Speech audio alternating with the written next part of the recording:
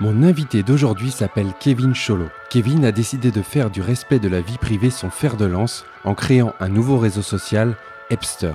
Dans cet épisode, il nous explique ses motivations, ce qui l'a poussé à se lancer dans cette aventure et sa vision d'un réseau social.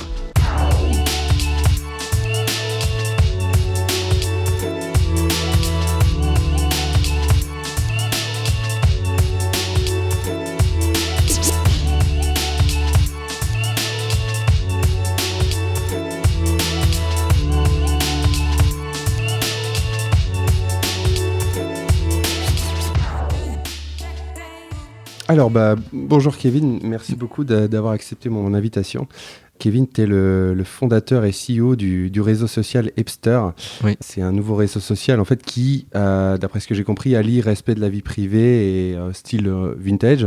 Est-ce que je peux juste te demander de te présenter rapidement, sans aller trop dans le détail, puis ensuite on va essayer de creuser un petit peu si tu veux. Alors moi c'est Kevin Cholo, donc je suis le dirigeant d'Hepster, mais j'ai la fonction de web designer au sein d'Hepster. Donc j'ai créé ma boîte à 24 ans. Je fais partie de l'incubateur de start-up Lavallois, LMT.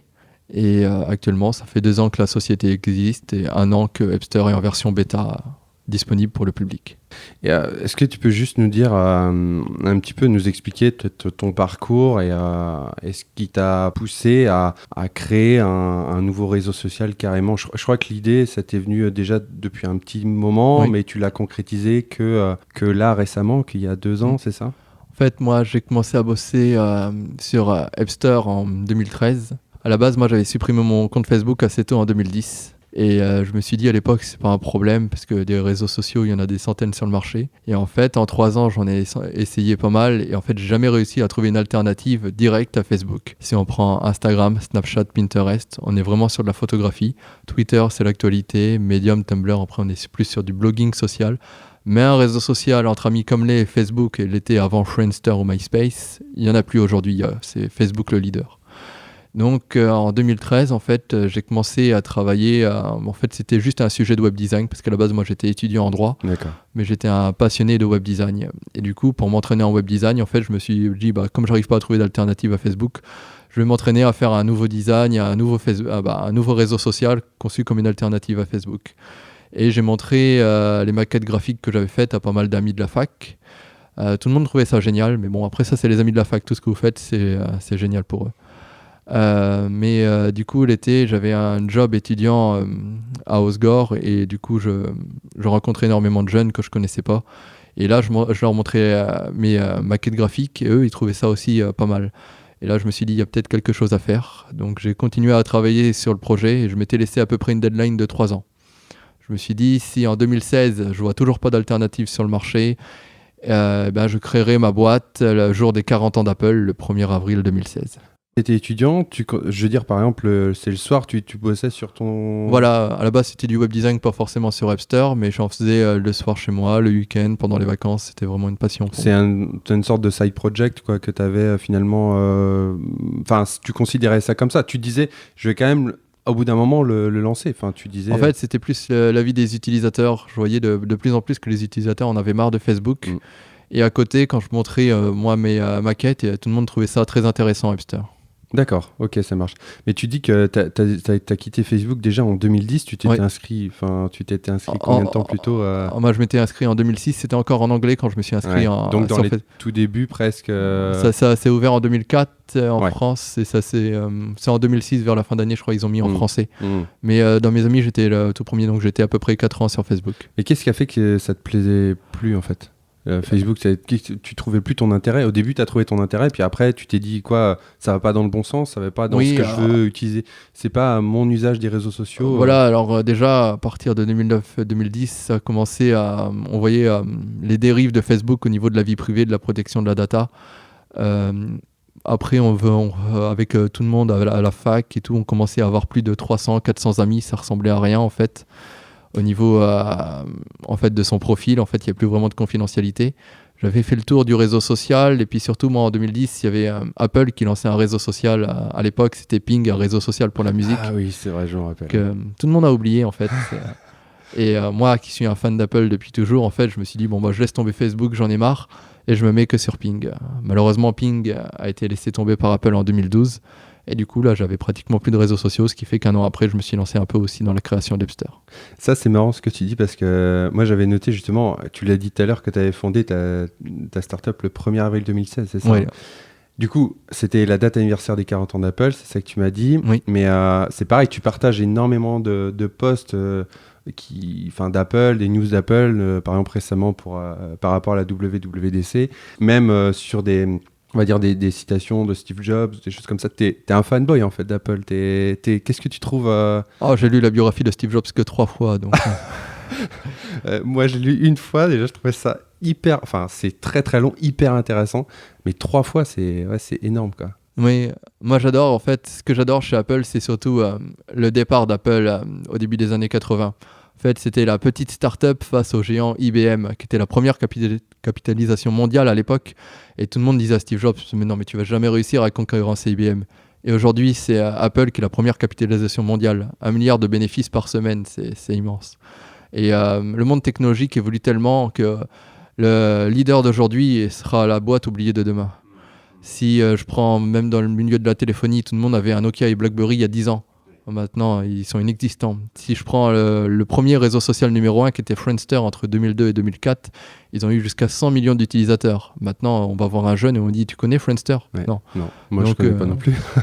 Voilà, parce qu'ils se sont fait dépasser par MySpace et Facebook. Mais ça se trouve, dans 15 ans ou 17 ans, on ira voir un jeune et dit « Tu connais Facebook ?» Il dira « Non, quoi, pas du tout. » Parce que quand on regarde un petit peu ta photo de couverture, notamment sur Hipster ou même sur Twitter, c'est clair pour toi, donc je sais plus par quoi ça commence, mais en tout cas t'as Friendster, MySpace, Facebook et puis Hipster, j'ai mis après. Donc mais je sais pas, moi ça m'impressionne en fait parce que t'as pas l'impression que c'est David contre Goliath un petit peu, t'es quand même, moi je suis assez d'accord avec toi.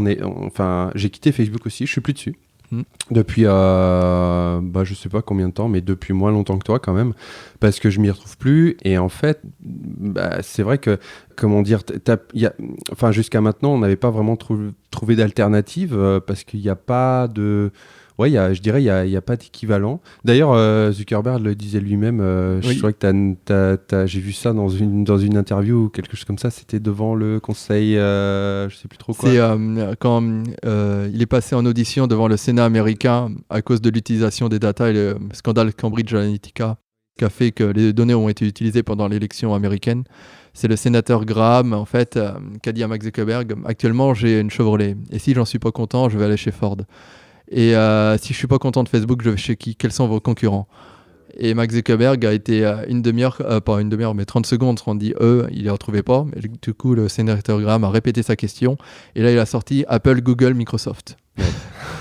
Qui n'ont pas de réseau social. Ouais. Google, ils ont une surcouche sociale au moteur de recherche qui est Google+, mais qui est pas, ça marche pas. Je crois que plus personne n'est sur Google. Enfin, j'en sais rien, mais moi, j'ai jamais utilisé en tout cas. Vu le budget qu'ils ont mis sur ça. C'est assez dingue.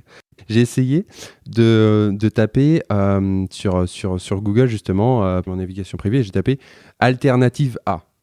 Et donc, en fait, le premier résultat qui apparaît, c'est marqué Alternative à Facebook. Donc, c'est assez rigolo. J'ai l'impression que toi, tu étais peut-être un peu précurseur en 2010 d'avoir quitté Facebook. Moi, je le suis peut-être maintenant. Mais plus ça va, plus j'ai l'impression que les gens en auront le bol de Facebook. En fait, même aux États-Unis, parmi la nouvelle génération, les 15-20 ans, il n'y a qu'un jeune sur 2 qui a un compte Facebook. Parce qu'aujourd'hui, pour la nouvelle génération, c'est complètement dépassé. La moyenne d'âge, c'est plus de 42 ans. On a tous ses parents, même ses grands-parents. Une personne de 65 ans sur 2 a maintenant un compte Facebook. Et aujourd'hui, pour la nouvelle génération, c'est complètement dépassé. Mais il n'y a pas vraiment cette alternative. Où là, si on ne voulait pas être sur MySpace, il y avait Facebook qui arrivait à l'époque. Là, aujourd'hui, et Facebook fait tout pour qu'il n'y ait pas d'alternative qui apparaisse. Ils ont racheté Instagram en 2012 pour 1 milliard, WhatsApp pour 22 milliards. Et lorsqu'une société essaye de plus ou moins de les concurrencer, ils essayent de les racheter. Mais c'est pas eux qui avaient essayé avec Snapchat aussi. Snapchat, ils ont proposé jusqu'à 3 milliards. Ouais, c'est ça, ils ont dit non, Snapchat. Ouais. Apparemment, Google aurait proposé 30 milliards à Snapchat aussi. Ah oui. Et tu vises 15% du marché européen. Oui, voilà. C'est énorme, non? Je sais pas trop ce quoi. C'est pas énorme parce que c'est 40 millions d'utilisateurs face à des géants qui ont des milliards d'utilisateurs. En fait, nous, à la base, on se propose comme une alternative à Facebook. On ne veut pas non plus être un remplaçant de Facebook. Oui, d'accord. Parce que moi, je dénonce le Big Brother d'aujourd'hui, qui est pour moi Facebook. C'est pas pour le devenir demain, en fait. Moi, ce que j'aime bien, c'est Apple qui est une alternative. Si on veut pas du monde de Windows, il y a Linux, mais il y a aussi Apple. Et en fait, Apple n'impose rien. iOS, c'est 15% de part de marché et macOS, c'est 9%. Et ça serait d'être une alternative. Ceux qui veulent pas de Facebook, ils ont Webster. Enfin, moi, j'ai l'impression, quand je me suis inscrit en tout cas, et que je vois encore aujourd'hui, tu dis c'est une alternative, mais il y a quand même des choses qui diffèrent. Il y a les badges, 2 types de messagerie, puis il y a plein d'autres choses. Il y a le style. Oui, en fait, je suis pas la première alternative à être lancée, en fait. J'ai étudié énormément le marché avant de me lancer, et par exemple, aux États-Unis, il y a Mind et Diaspora qui sont des projets open source, qui sont des concurrents en fait de Facebook. En fait, c'est un peu comme Google, mais sauf que c'est encore pire, dans le sens où Mind et Diaspora, en fait, c'est une alternative à Facebook qui reprennent toutes les fonctionnalités, c'est juste qu'ils revendent pas les données personnelles. Google+, en fait, ils ont repris toutes les données toutes les fonctionnalités de Facebook, et eux, en plus, ils revendent les données personnelles. Et en fait, si on propose pas quelque chose de nouveaux utilisateurs, ils vont pas venir. 90% des utilisateurs diront oui, c'est bien que ça protège la vie privée, c'est important. Mais 90% des utilisateurs ont Windows ou Android comme système d'exploitation. Donc c'est important, mais après, au niveau du choix, c'est la nouveauté qui va les faire venir. Donc pour moi, c'est très important le respect de la vie privée. En fait, on ne fait pas du tout notre business sur ça. Mais pour attirer les utilisateurs, ça va être plutôt le langage où je vais leur dire on a des nouvelles fonctionnalités, on a un site qui est beaucoup plus design. C'était le fait sans avoir 17 milliards de budget annuel comme Facebook, je vais essayer de faire un site qui est plus joli que Facebook. Mais vraiment, je jouais sur ce côté-là, design et puis nouvelles fonctionnalités. Alors, il y a de la pub quand même, mais l'idée, c'est d'insérer de la publicité non intrusive sous forme de un petit peu un peu de la publicité un petit peu ancienne, c'est ça, enfin, voilà. Des affiches anciennes. En fait, nous on a développé une technologie qui permet de contourner AdBlock. AdBlock, en fait, c'est un petit plugin qu'on met sur son navigateur et qui enlève toutes les publicités sur Internet. C'est utilisé par plus de 200 millions d'internautes et chaque année ça fait une perte environ de 20 milliards pour la publicité en ligne. Et moi, en fait, c'est quand je commençais à concevoir Webster, quand j'étais étudiant, en fait, c'est un de mes amis qui m'avait fait découvrir AdBlock. Et quand j'avais été invité chez lui lors d'une soirée, j'avais remarqué qu'il avait plein d'affiches vintage de Coca-Cola et tout dans son salon. Et je lui avais dit, tu veux plus du tout voir de pub sur Internet, mais t'en affiches carrément dans ton salon. Et il m'avait dit, ah ouais, mais celle-là, elle est géniale, elle est vintage, elle est agréable à voir, c'est pas dérangeant. Et c'est de là l'idée qui est venue pour Webster, en fait, de mettre que des pubs vintage qui s'intègrent directement dans le design. Et derrière, on a intégré une technologie qui permet en fait de contourner AdBlock. Quand on ne revend pas du tout les données des utilisateurs, c'est pas si difficile que ça de contourner AdBlock. On est sur un modèle complètement différent de ce que fait Google, Twitter ou Facebook. Ça, justement, c'est peut-être ton côté web designer qui fait que tu voulais vraiment quelque chose qui soit, on va dire, très épuré esthétiquement et même au niveau des publicités, quoi, c'est ça. Voilà, c'est disons, le point qui diffère avec Mark Zuckerberg, où lui, c'est vraiment un codeur. Moi, je suis plus dans le web design, même si je sais un peu coder. Et lui d'ailleurs, il n'a pas cherché à faire un design superbe pour Facebook en fait. Je sais pas si tu sais pourquoi Facebook est que bleu et blanc. Non, vas-y, raconte, ça m'intéresse. En fait, c'est parce que Mark Zuckerberg est daltonien et c'est les deux couleurs qui voient le mieux, c'est le bleu et le blanc. D'accord, ok. Donc il impose sa vision du monde à tout le monde. Il s'en fout, les autres, ce qu'ils voient, pour lui, c'est sa vision qui compte. Il a fait son truc à lui et voilà. Puis après... Pour lui, la vie privée, c'est pas important. Il a dit dans une interview que c'était un reliquat du passé, la vie privée. Donc lui, ça le dérange pas de revendre les données de tout le monde. D'accord. Par contre, ses données à lui, par contre, ça le dérange si on lui touche. Ok. Et justement, dans la présentation de Webster, tu insistes que sur le fait que les photos, par exemple, ou même les vidéos, le reste, ça reste la propriété de l'utilisateur. Est-ce que tu crois que, justement, les utilisateurs de Facebook ou autres sont conscients, en fait, de l'importance que ça peut avoir sur la vie privée? Je sais pas, qu'est-ce que tu peux dire aux gens éventuellement qui nous écoutent, ils sont peut-être 2 ou 3 qui par rapport à ça. En fait, aujourd'hui, quand vous postez une photo sur Instagram ou Facebook, Instagram appartient à Facebook, en fait, ça devient la propriété du réseau social. En gros, si ils peuvent les utiliser comme ils veulent, quand ils veulent, s'ils ont envie sans ton autorisation. Voilà, si dans la rue, ils ont envie d'afficher partout dans les abribus ton visage pour une pub pour un shampoing, par exemple, ils ont les droits à l'image. Et c'est terrifiant quand c'est ça. Alors ils disent ouais, on l'utilisera jamais, mais pourtant ils s'accordent le droit de l'utiliser, d'utiliser l'image. Je veux dire, nous, si on va jamais faire ça, on va pas s'accorder ce droit-là. Et on dit dans ce cas-là, ça reste vos photos. Oui. Je veux dire, eux, ils font ça, pourquoi? Parce qu'ils ont le droit de revendre les photos après à des géants chinois comme Huawei, Oppo, Lenovo. Ce qu'ils ont fait, en fait. Le scandale est tombé il y a quelques jours à ce niveau-là.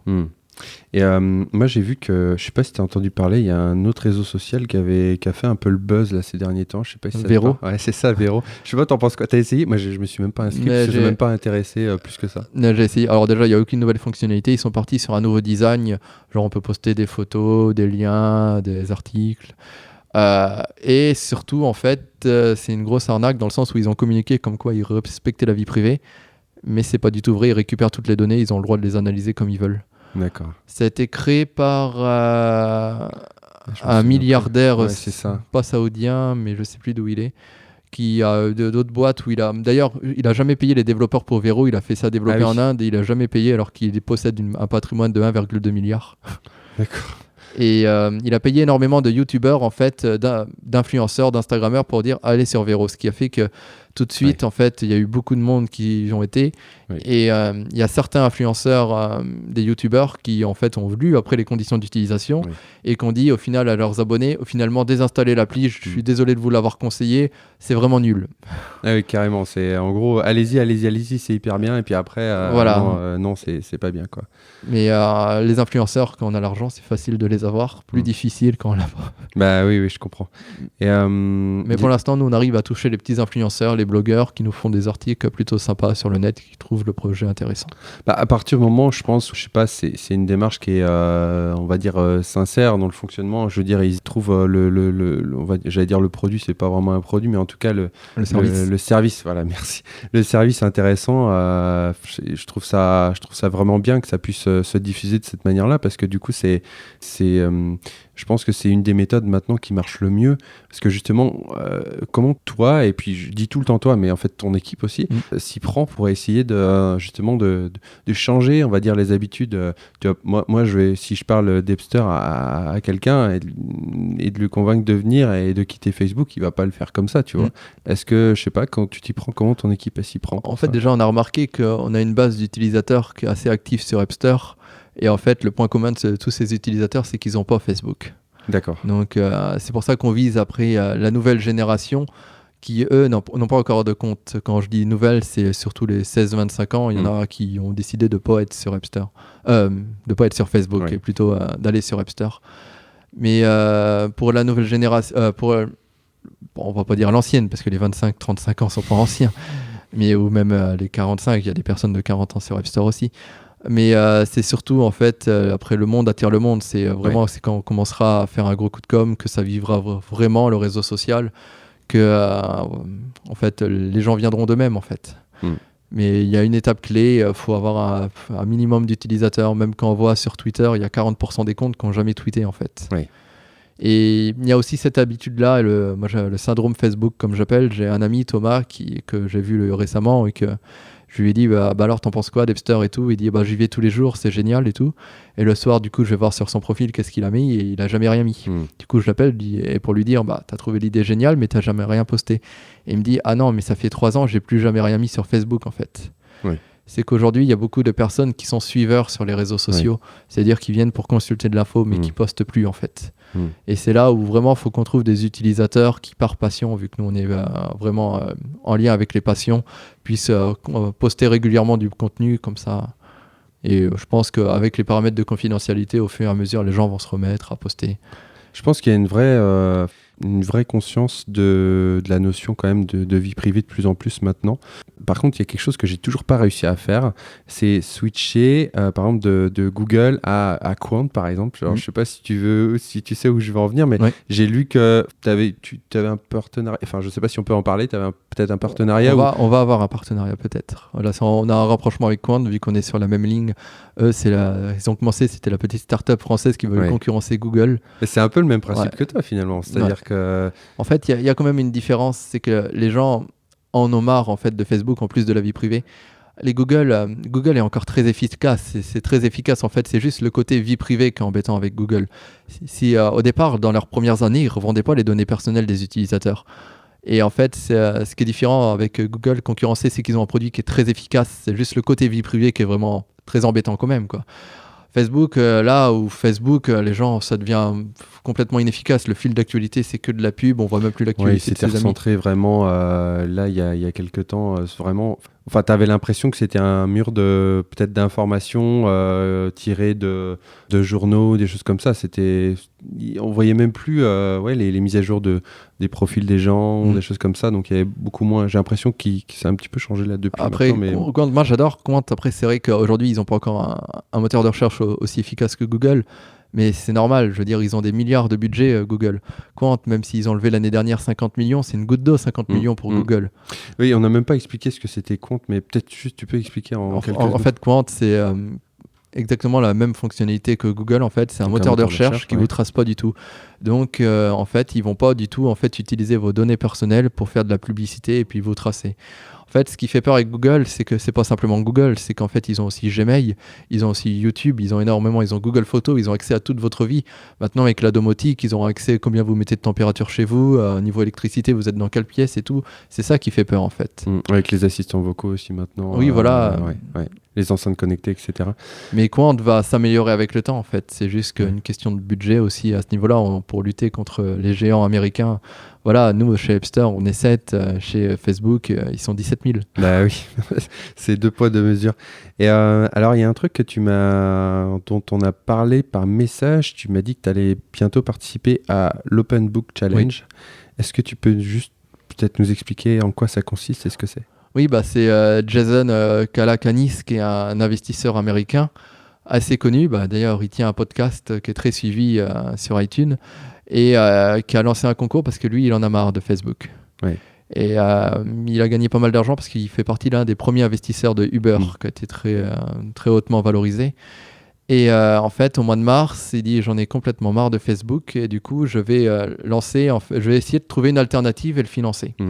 Donc, il lance un concours où il va sélectionner 7 startups au final qui va financer chacune $100 000 avec 3 mois d'incubation à San Francisco. Et normalement, ces 3 mois sont faits pour lever 2 à 3 millions pour vraiment lancer un prototype viable sur le marché. D'accord. Mais du coup, ça se passe comment ? Tu déposes un dossier, c'est ça ? Voilà, nous, on a déposé un dossier au mois de mars. Quand j'ai vu ça tout de suite, même j'ai plein d'amis, il faut que tu participes, c'est toi l'alternative à Facebook. Du coup, on a déposé un dossier. On a eu après un Google Hangouts, c'est comme Skype, avec lui d'une demi-heure où on a parlé du projet, ce qu'il trouvait très intéressant, notre système de badge. Tu veux dire avec lui directement ? Quelqu'un de son employé. Ah oui, d'accord, ok. Parce qu'il a son propre incubateur, comme ici, là, on est à l'incubateur de Laval. Lui, il a un incubateur à San Francisco. Donc, sur le projet, c'est lui, il a regardé les dossiers. Après, il a vu que lesquels allaient avoir 30 minutes d'interview. Puis, le concours n'est pas encore fini, c'est jusqu'au 15 juin. D'accord. Donc, il y a encore des startups qui peuvent postuler. On peut postuler même si on a juste une idée, en fait. Ah oui, d'accord. C'est là-bas aux États-Unis, on a vu comme Kevin Systrom qui en 2010 a eu l'idée d'Instagram, il a été voir des investisseurs, il a eu $500 000 pour développer et lancer le projet. Nous en France, en fait, c'est l'effet inverse. On va voir les investisseurs quand j'y étais en 2016 avec mon projet, mes maquettes graphiques, et ils disent c'est génial, développez votre projet et lancez-le, et si ça marche, on investira.